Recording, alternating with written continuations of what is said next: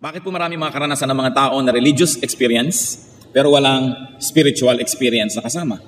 Not everybody who goes to church actually gets a private audience with the Lord. Hindi ko mo ang isang tao ay relihiyoso o matagal nang may relihiyon sa kanyang buhay ay espiritual at banal na nga siya. What are the two modes of relating with God among many other spiritual modes? One of that is what we really see all the time, which is corporate. The corporate mode of relating with God.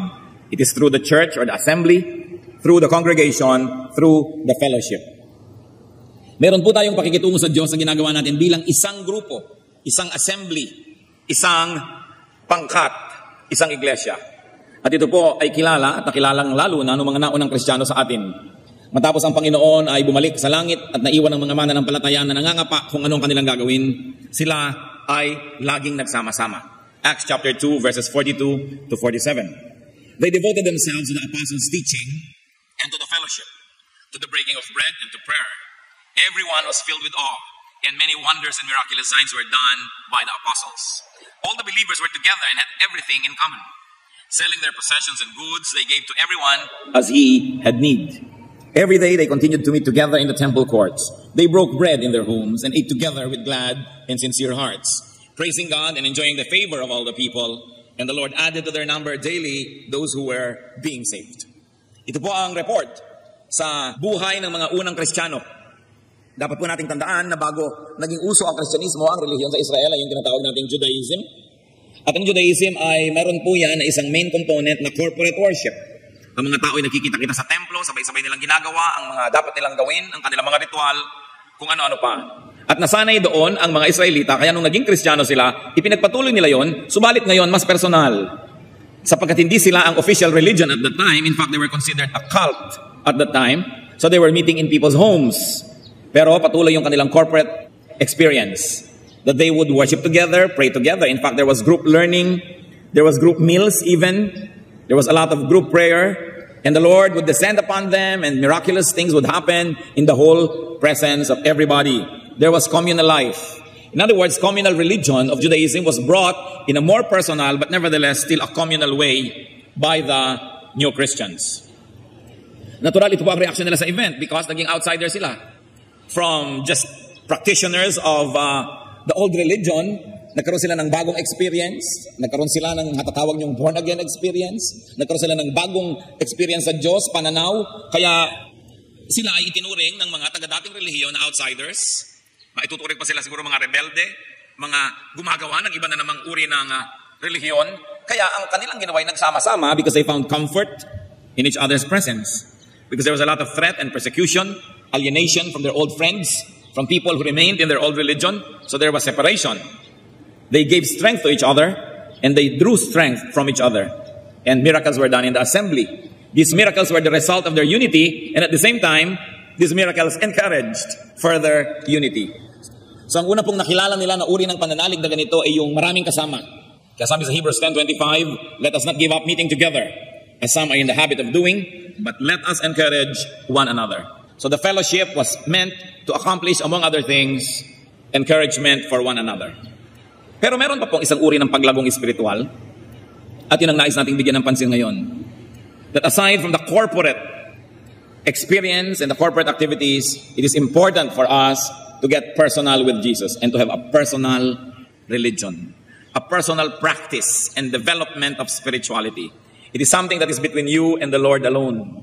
Na hindi mo kailangan at dapat wala ng speaker, Bible study leader, walang usheret, walang mga kung ano-anong mga musician and singers and dancers, because it's between you and God.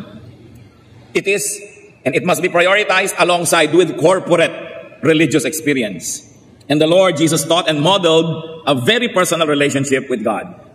Mga kapatid, ito pong isang uri ng paglago ng Kristiyano na madalas ay napapabayaan.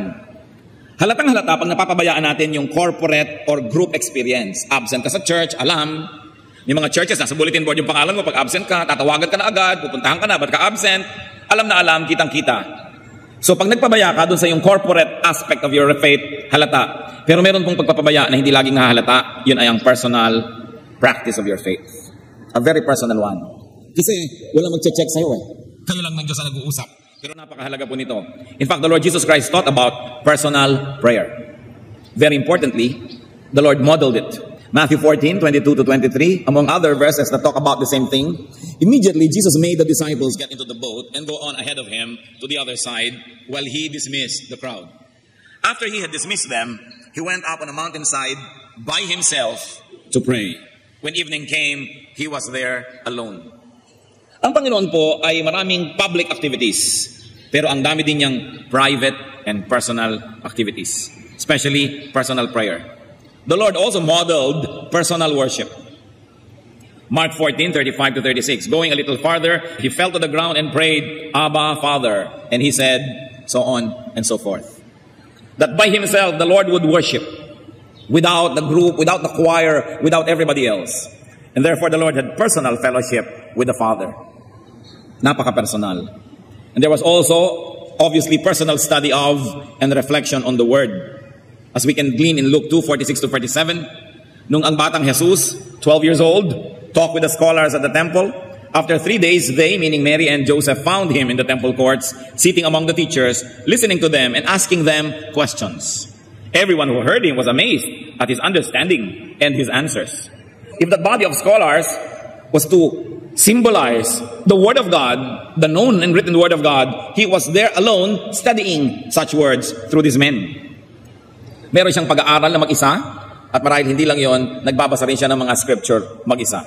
The Lord also practiced personal fasting. Hindi ko malaman ngayon kung bakit hindi na makapag-fast ang mga churches, kung hindi grupo, kung hindi ang dami-dami, tambak-tambak, sabay-sabay mag-fast. But the Lord fasted privately. Luke 4, 1 to 2, Jesus, full of the Holy Spirit, was led by the Spirit in the desert, where for 40 days he was tempted by the devil. He ate nothing during those days. The Lord also encouraged and taught about personal charities and good works. Matthew 6, 3 to 4. But when you give to the needy, do not let your left hand know what your right hand is doing, so that your giving may be in secret. Then your Father who sees what is done in secret will reward you. Sabi niya, when you pray, go into your room. Pray by yourself. When you do good things, do it alone. It doesn't mean that we're going to pray together with other people and other believers, that we're not going to do good things in a team. But it is important to realize that part of our growth is hinged on our personal practice of the faith.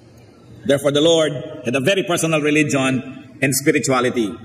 One that even challenged the establishment and public morality. Sa sobrang development po ng personal spirituality ng Panginoon, meron siyang mga paninindigan na salungat pa nga doon sa paninindigan ng templo at sa itinuturo ng relihiyon o ng establishment. Kaya sabi niya sa Matthew 5, 27 to 28, you have heard that it was said, do not commit adultery.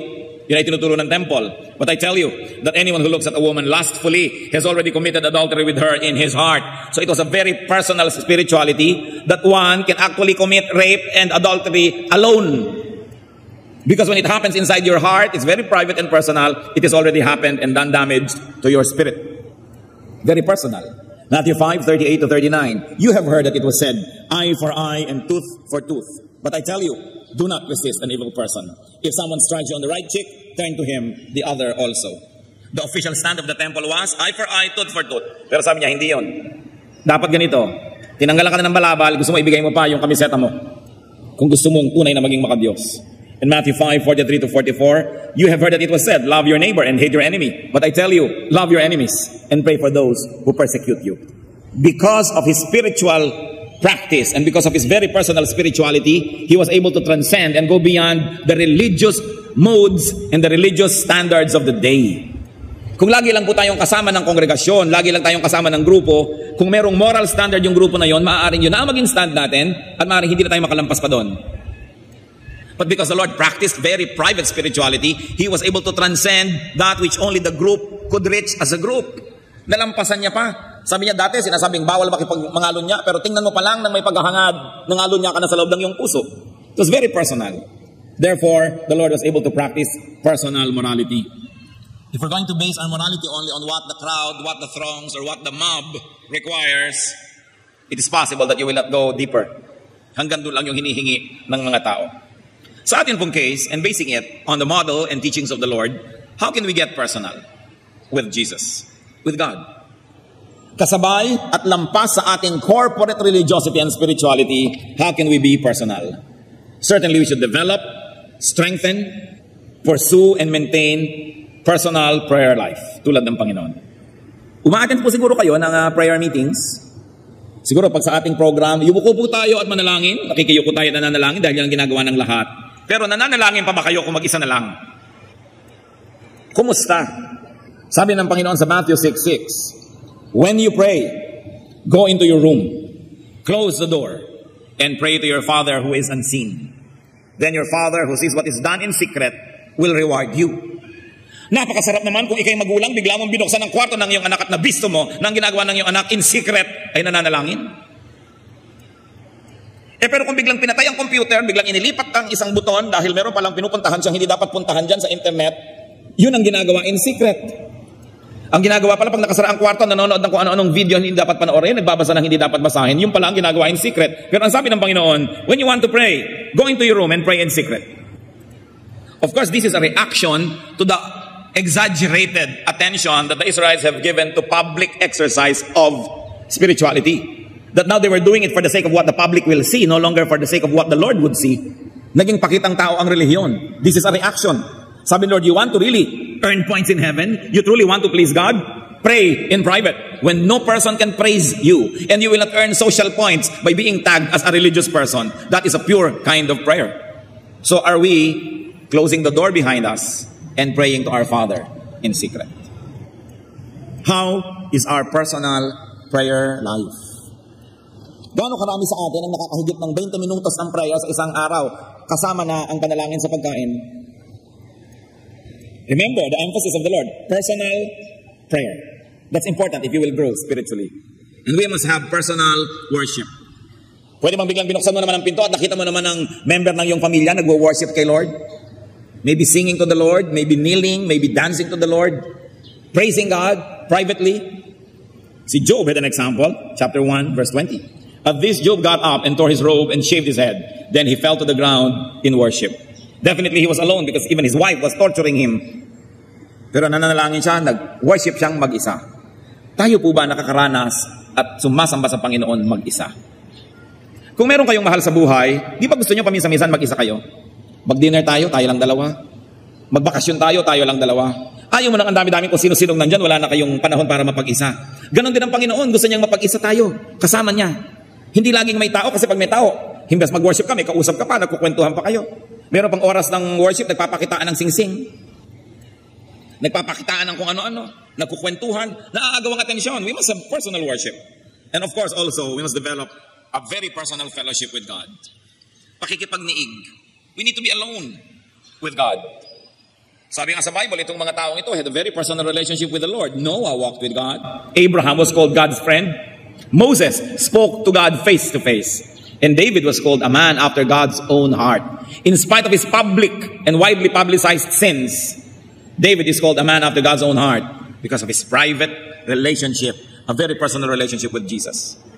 What else should we do? To develop and maintain a personal study of and reflection on God's Word. Nabubuksan lang po ba ang Bible kung may Bible study? Baka nga kung minsan dahil sa technology, pina-PowerPoint natin, hindi na rin nabubuksan ang Bible, wala nang dala. E paano kung minsan nasira ang ating gamit? At sinabi natin, buksan nyo ang Bible, may dala pa ba kayo? O sobrang umasa na sa technology? Kaya yung mga iba, pagka magpa-Bible study, pag binuksan mo yung Biblia, dikit-dikit ang mga pahina. Hindi man lang kasi nabubulat-lat ang Bibliang ito. Ang tagal na ng Biblia, bagong-bago pa. Ezra 7:10, Ezra had devoted himself to the study of the law of the Lord. Mga kapatid, nabibless po tayo kung mayroong isang mag-aaral at pagkatapos tatayo dito at ibubunyag sa atin ang itinuro sa kanya ng Diyos habang nag-aaral siya. Yun ang ginagawa ng preacher. Pero alam niyo po ba na napakaraming ibubunyag at ituturo ang Diyos sa inyo directly, personally, if only you would study the Word of God on your own. The Word of God is not for experts. It was written by ordinary people to be read by ordinary people. Pinapahirap lang yan ng mga scholar para sila maging importante. But I'm telling you, even without seminary education and without a PhD in theology or kung ano-ano pa, you open the Word of God, you pray, you approach it with a humble heart, and the Spirit of the Lord is going to teach you. And the joy of discovering God's truth or a certain facet of this truth in a personal way is one of the highest joys available to human beings. Gaano karami po sa atin ang nag-aaral talaga? Ay, ako po nag-aaral, nagka-quiet time ako. Nagka-quiet time ka, bubuksan mo yung iyong guide. Bubuksan mo yung devotional mo sa page ganito, sa ganitong araw, babasahin mo yung sinabi ng author na basahin doon, at babasahin mo yung kanyang sinulat na konting essay, at pag sinabi niya, pray ka naman, at akala mo nag-aral ka na nga ng salita ng Diyos, binasa mo lang ang pag-aaral ng iba. Pero iba yung kayo mismo ng Panginoon na mag-uusap, mag-aaral. Napakahalaga nito, mga kapatid. Huwag po tayong malibang na kung umatin kayo ng church at idinedeclare ang salita ng Diyos, kumpleto na. It's only one half of your growth. The other half must depend on your personal study. 2 Timothy 4:13. When you come, sabi ni Paul, bring the cloak that I left with Carpus at Troas, and my scrolls, meaning the Bible, especially the parchments or the papers that he used as study notes. Sabi ni Paul, pag nagpunta kayo sa akin, dalhin nyo yung Biblia at dalhin nyo yung notebook ko. Kasi lagi siya nag-aaral. Sa palagay nyo, bakit siya nakasulat ng nakasulat ng mga binabasa natin na epistles? Kasi mahilig siya mag-aral ng salita ng Diyos. Hindi siya umasa kung kanino para mag-aral. Nag-aral siya mag-isa at umasa siya sa Espiritong Banal. Ngayon, baka nang biglang magkanya na tayo ng interpretasyon, magkagulot, magkahalo-halo ang banal sa tinalupan. How will you know if your interpretation is right? If your interpretation does not contradict all the other verses that talk about the same thing, then your interpretation must be right. Hindi yung sasabihin natin, your interpretation must be right if it agrees with mine. Hindi ganun. But if it agrees with all other parts of Scripture that talk about the same thing. Kasi hindi nyo lang pwedeng pagsabungin ang verse against verse. Dahil ito ang reading mo dito. May nagsasabing ganito tungkol din sa ganung bagay. Kaya kailangan pinag-aaralan. At kung meron po kayong interpretasyon na sobrang kakaiba sa nakaugalian ng interpretasyon ng church for many, many centuries, well, be a little bit suspicious of your interpretation. But it doesn't mean that if it doesn't agree with everybody, ikaw ang mali at tama sila. Dahil ang Panginoon nga sinabi, you have heard that it was said, and you have accepted that it's like that. But I'm telling you, it's like this. Pero huwag naman natin agad-agad ipamamalita at gagawing doktrina kung sobrang kakaiba dahil baka nga mali. Kaya kailangan isinasangguni din natin sa ibang kapwa natin nag-aaral. But that should not discourage you from private study. Because most of what the Bible teaches will be just about our personal life and how we interpret it and how we apply it to our lives. At kung meron po kayong interpretasyon na sobrang kakaiba, tiyakin ninyo na kung i-apply nyo man sa buhay nyo, personal lang. You can say, well, to me, I'd like to obey this verse in this way, but you should not impose it on other people because it's just a very personal interpretation. Lalong-lalo sa mga spiritual gifts, tulad ng mga prophecy, visions. You say, well, nakakita ko ng ganitong panaginip at sinabi sa akin ng boses, gigising ako ng alas 3 ng umaga para mag-aral ng salita ng Diyos. Well, you may want to apply it to yourself, but you cannot make a doctrine out of it and force everybody else to wake up at 3 and study the Word of God just like you do. So pagka mga ganun ng interpretation, personal na lang ang application. Hindi mo pwedeng gawing doktrina. Kasi maaari ka naman talagang kausapin ng Diyos in a personal way. Tulad ng pinagawa niya si Noah ng ark, alam nga naman gumawa tayo lahat. Pinagawa si Solomon ng temple, alam nga naman gumawa tayo lahat. So may pinagagawa siya sa specific people, and even now we believe that God speaks to people. At kung minsan may ipinapagawa talaga sa'yo, may inuutos. Sabi sa'yo, itong ganito, ibigay mo kay ganon. Pero hindi mo pwedeng sabihin sa kumari mo, yung ganyan mo rin, ibigay mo rin kay ganon. Kasi ikaw yung kinausap, para sa'yo lang yun. Dapat hindi po magulo ang ating personal study. Kasi kung sobrang naman nating didibdibin yung mga personal interpretation natin, and we will make it mandatory for everybody else, magkakagulo. That's when you begin to consult the scholars and the so-called experts. But in your personal application, you don't need them. So long as your interpretation and your application will not contradict another verse that talks about the same thing, and will not be destructive to you and others, and will of course conform with soundness of mind. Kasi merong mga, ito po totoo, merong may vision ako para daw ako maging humble, kailangan humiga ako dyan sa pintuan ng simbahan at lahat ng tao magpunas ng paa sa aking damit. May mga nangyaring ganon sa Amerika. Hindi naman yata consistent sa character ng God yun na para ka maging humble, maging basahan ka doon sa pintuan. So baka sister naman, guni-guni mo lang yung interpretation mo. Kasi it goes against sound judgment. It goes against all logic that God would like to debase you and your personality just because God is teaching you to be humble. But don't let these issues prevent you from your personal study and reflection of God's Word. Also, we must practice personal fasting. When you are convinced and when your conscience tells you to. I cannot say, mag-fast ka. Kasi kung hindi naman tausa yung puso, baliwala rin yun. Pero anong sabi ni Lord tungkol sa fasting? Matthew 6:16-18. When you fast, do not look somber as the hypocrites do. For they disfigure their faces to show men they are fasting. I tell you the truth, they have received their full reward. Pag napuri siya ng tao dahil nagpa-fast, yun na ang reward niya, yung puri ng tao. But when you fast, put oil on your head and wash your face, so that it will not be obvious to men that you are fasting, but only to your Father who is unseen. And your Father who sees what is done in secret will reward you. So a very personal fast. Now, fasting may be physical, which means food, but more importantly, fasting should be spiritual. The denial of worldly and sinful nature. Sabi sa 1 Peter 2:11, dear friends, I urge you, as aliens and strangers in this world, to abstain from sinful desires which war against your soul. And that is a spiritual fast. Gusto-gusto ng katawan mo yung ganitong masamang kalayaw at hilig, then you deny yourself. That's a form of fasting. In fact, much higher, I think, than just fasting from physical food. Napakahalaga po na may personal fast. It doesn't always have to be a national fast. It doesn't always have to be a whole congregational fast, but a very personal one. Then we should develop personal charity and exercise of good works. 1 Timothy 6:18, command them to be good, to be rich in good deeds, and to be generous and willing to share.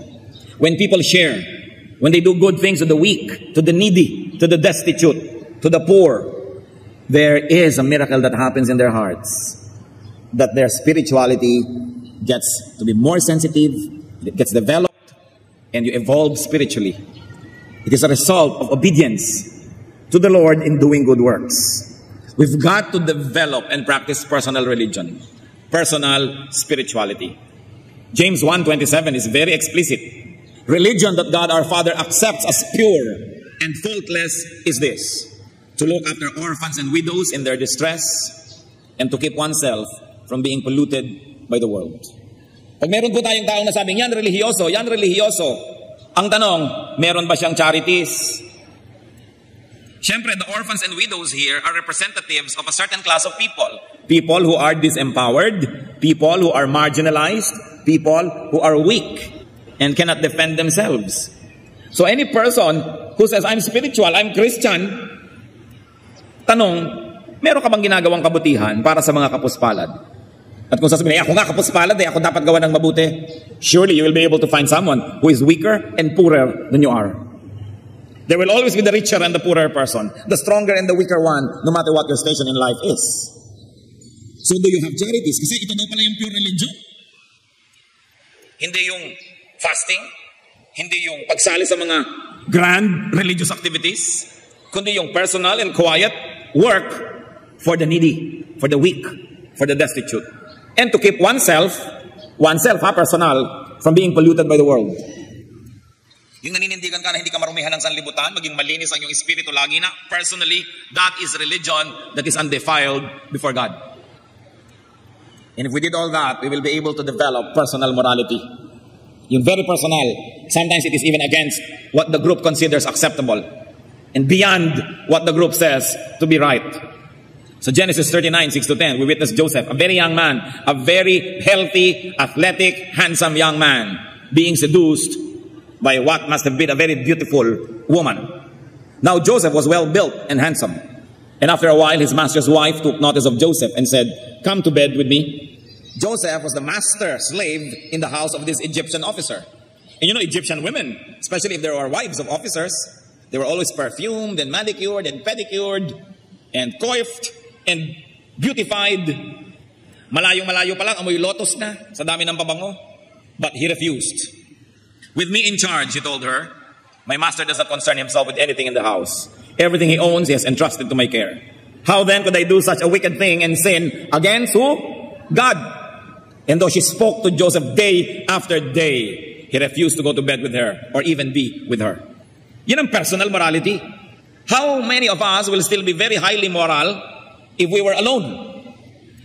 Pag hindi mo nakasama si brother, si sister, si pastor, si elder, at tapos may nang-aakit pa sa'yo with the promise of secrecy because they were already inside the same house. And he practiced a very personal morality. Ito po mga kapatid ang dapat natin marating. At nangyayari lang ito with private practice of our faith. Kahit hindi kayo umabsent sa lahat ng church activities, when you do not pray privately, when you do not privately fast, when you do not privately study the Word of God and worship God and practice all these things, you will only be one half strong. And when the crowd is not there anymore, the fellowship is not there anymore, and you're by yourself, what will you do? What will you do if you're alone? When nobody would know, or if there is a promise of secrecy? Because what we are in those moments is what we really are. So while it is commendable to be an active and functioning church member, it is important to note that there is growth in fellowship with Christians, but there's also a brand of growth That's available only in aloneness and in our personal walk with Jesus Christ. So let's get personal with Jesus. Even judgment is going to be personal. Hindi ka haharap sa Panginoon na may mga kasama ka, isa-isa nahuhukuman ang tao. Personal. Personal religiosity, personal spirituality is what and who you and I really are. Kung ano po tayo, pag nag-iisa lang, yun talaga tayo. In much the same way that nakedness is what and who you really are. That's why among the highly evolved arts, nakedness is not viewed as negative because only when the body is naked do you really truly see the person. Kaya sa arts po, walang mali siya tungkol niya sa naked body. In fact, the purity of nakedness is echoed even in Job 1:21. Naked I came from my mother's womb, and naked will I depart. So kahit naka-Amerikana ka o barong Tagalog nung ibinurol ka, ang totoo nung namatay ka at kung makabilang buhay ka, you were naked. 1 Timothy 6:7, for we brought nothing into the world and we can take nothing out of it, not even clothes. So merong nakedness ang ating spirit when we come to the world and when we leave it. You know what's wrong with clothes? Clothes hide the true person. Clothes cover reality and clothes give a false identity. Baka naman mamaya magpaburol kayong walang damit lalo magkaskandalo. Hindi ito ang pinag-uusapan natin. What do I mean? Ang isang hampas lupa, ugaling basahan na tao, bihisan mo na ang ganda-ganda, turuan mo ng deportment and courtesy at marunong siyang magdala ng sarili, makakapangling lang na isa siyang marangal na tao.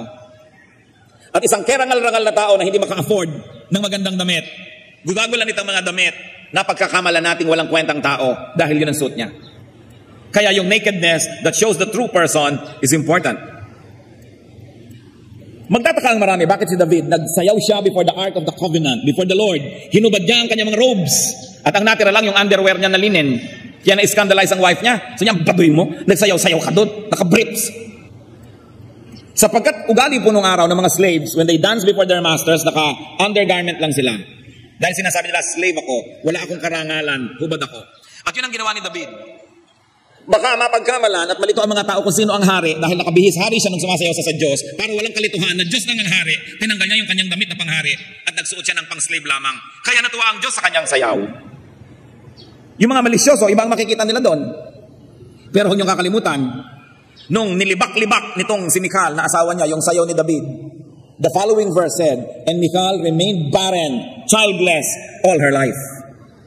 Nagkaroon ng sumpa. Kasi pinantasan niya yung sayaw para sa Panginoon, nakatanggap-tanggap sa Panginoon. Huwag kayong namimintas-mintas, lalo't yung mga sumasayaw sa Panginoon. Baka rin kayo maging baog. And that is not biological because we can be spiritually childless and fruitless. Yung mahilig mamintas sa mga expressive worship sa Panginoon. So David took off his royal garment so that there would be no question as to who was king.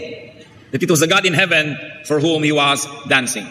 Ngayon, mga kapatid, yung relihiyon na public, yung public activity, yung corporate activity, pwedeng maging tulad ng damit. Outward and public practice of religion can be like clothes. Public religion can invest a person with a false image and feeling of spirituality.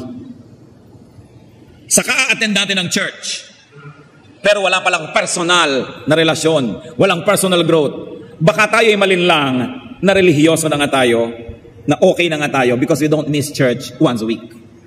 That we attend public events. It's like clothes that can hide the truth. Kaya ang mahalaga, beyond it, pag binuksan, makikita totoo pa rin. Corporate religion has to be balanced by and rooted in personal spirituality. It must be rooted in personal relations with Jesus. Kaya, kahit ang church nyo ay maging pabaya, hindi nagpapa-prayer meeting, hindi kayo nasi-zero kasi may personal prayer kayo. Kahit ang church ay magkulang sa pagpapa-Bible study, hindi kayo mawawalan kasi meron kayong personal Bible study. In other words, magkulang man ang church leadership, magkulang man yung church, hindi kayo manganganib kasi meron kayong personal spirituality. Kung may personal na kayo, tapos mapag-aruga pa ang inyong church at ibinibigay lahat yung public events that can make you grow, di lalo tayong nagiging kawangis ni Kristo. And God is able to change us from glory to glory. Pero tatandaan ninyo, your church can do with you and for you only one half of your growth. The other half, you have to do on your own, alone with the Lord. Kailangan may pananagutan. Ang bata, pakainin mo ng pakainin bago umalis, patungo ng eskwela. Kung maghapon na hindi kakain at maglalaro lang nga atupagin, hindi rin siya lulusog. Kailangan may sariling bait. Kailangan alagaan ang sarili. Kung pinapabayaan ka pa ng church mo, edi lalo kang dapat mag-alaga sa iyong sarili. May mga ibang bata, bakit alauna ka na umuwi ng madaling araw? Yung nanay ko nga po, 2:00 pa. Tatay ko nga, hindi pa umuwi, 3 taon na Yung pala wala nang nag-aalaga sa'yo, itatapon mo pa rin yung sarili mo. Di dapat lalo mong alagaan ang sarili mo. Hindi ka na pala naaalagaan ng magulang mo. Lugi ka naman kung pati ikaw magpabaya pa sa sarili mo. Kaya dapat inaalagaan natin ating sarili. Jesus emphasized spirituality that was very personal. What we are minus our clothes, what we are minus our public religious image and activities, is what we really are in the eyes of God. You can deceive people with your clothes and you can upgrade your image with clothing, but not with God. He knows who we are.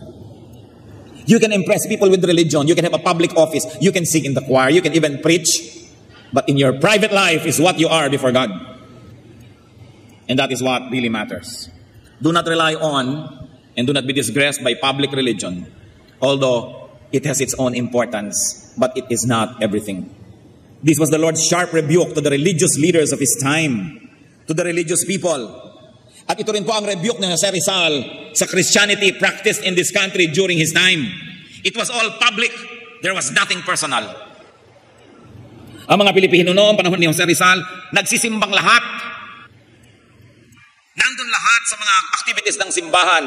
Pero inisa-isa niyang ipakita ang mga karakter sa Noli Me Tangere, sa El Filibusterismo, ang kabulukan ng mga tao, ang kabulukan ng mga manang at manong, ang kabulukan ng mga nangunguna sa relihiyon, talamak na talamak at napakabaho, pero buong-buo ang public religious life.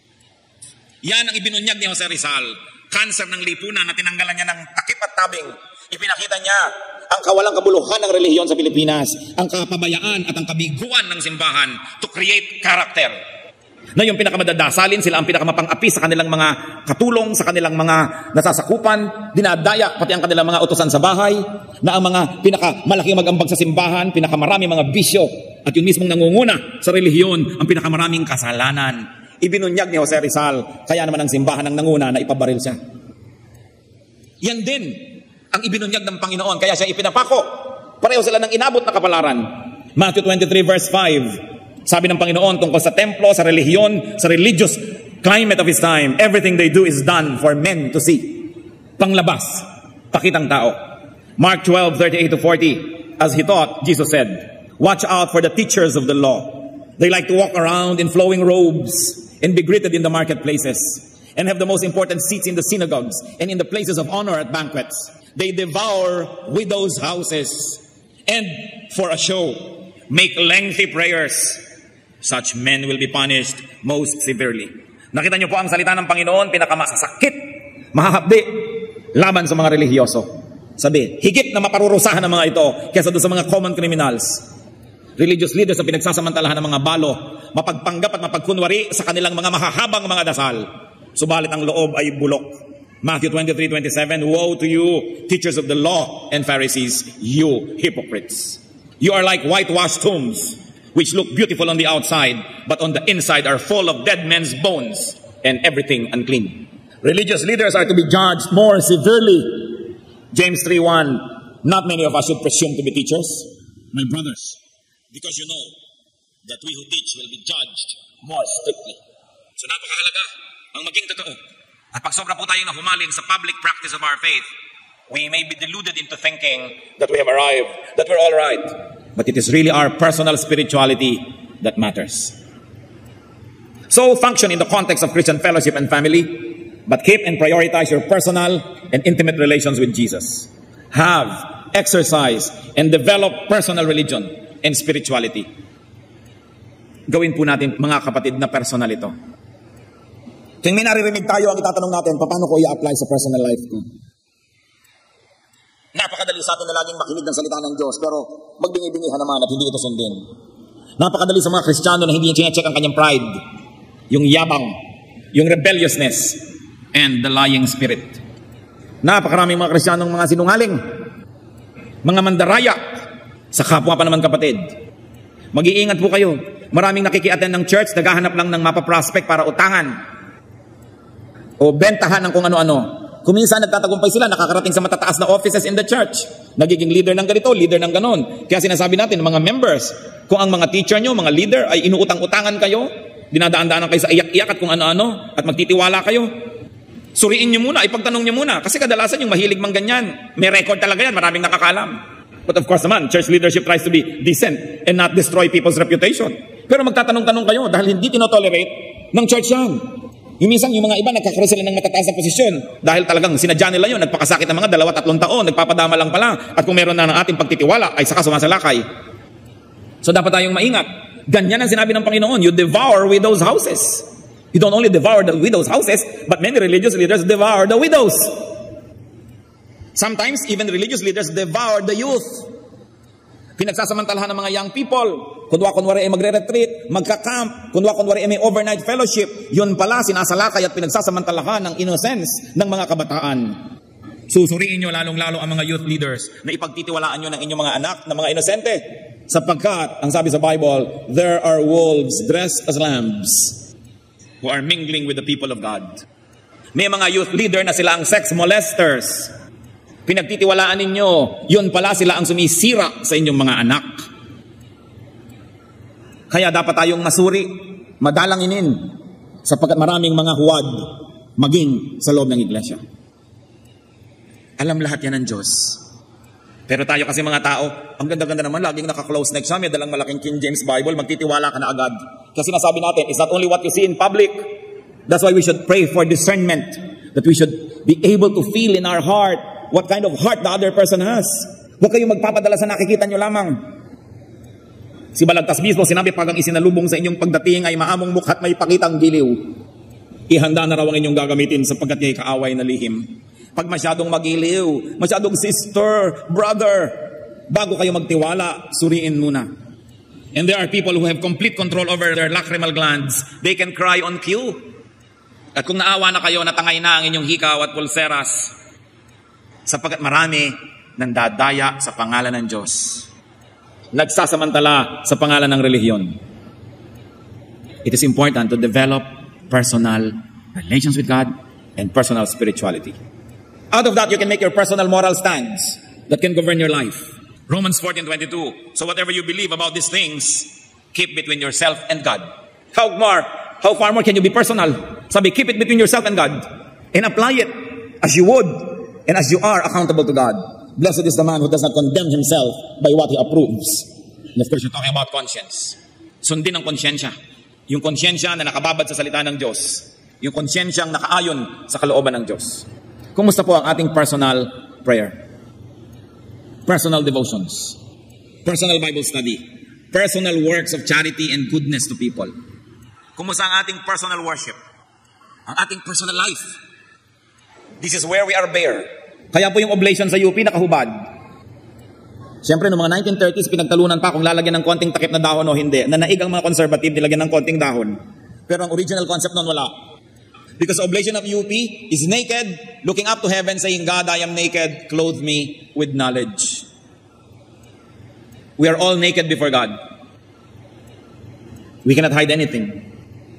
Hindi kayo lalago sa inaasahan at niloloob ng Diyos kung ito lang pagtitipon natin ang aasahan ninyo. Kailangan may sarili kayong pagsisikap, sariling personal na relasyon sa Diyos. Kaya kung may kulang pa tayo dito, yun ang pupuno. Napakahalaga. Aming Diyos, salamat, interesado kayo sa amin. Salamat po na kahit ang dami-dami namin, kaya niyong makipag-personal relationship with each one of us. Salamat po, pinapahalagahan niyo kami that you want to be personal with us. Ituro mo sa amin, Lord, to be more personal with you. Ano bang ibig sabihin nun? Paano ba namin gagawin? At sa mga gumagawa na nito na nakakaunawa ng binabanggit mula sa pulpitong ito, salamat at ibinuyanyag at inihayag nyo na sa kanila yung kagalakan na nagmumula sa private worship, private prayer. Nawa kung meron pang hindi nakakaunawa nito, Panginoon, hindi pa gumagawa, maging hamon ng sandaling ito upang ito'y simulan. Mga kapatid, manalangin tayo ng matahimik, mataimtim. If you have already discovered the glory, the beauty, the joy of personal relations with God, personal worship, prayer, study, thank God. And develop it even more. Hindi nyo kayang ubusan at ubusin ng Diyos. Habang handa kayong lumalim at tumaas, handa siyang samahan kayo. At doon pa sa mga hindi na-develop ito, manalangin ngayon, humingi kayo sa Panginoon ng kapangyarihan na gawin ito. At magpasya to develop your personal reading, prayer, worship, your personal acts of goodness, your secret charities. That's what God loves. So be with the Lord. And let the Lord give you personal, very personal messages in some moments of silence.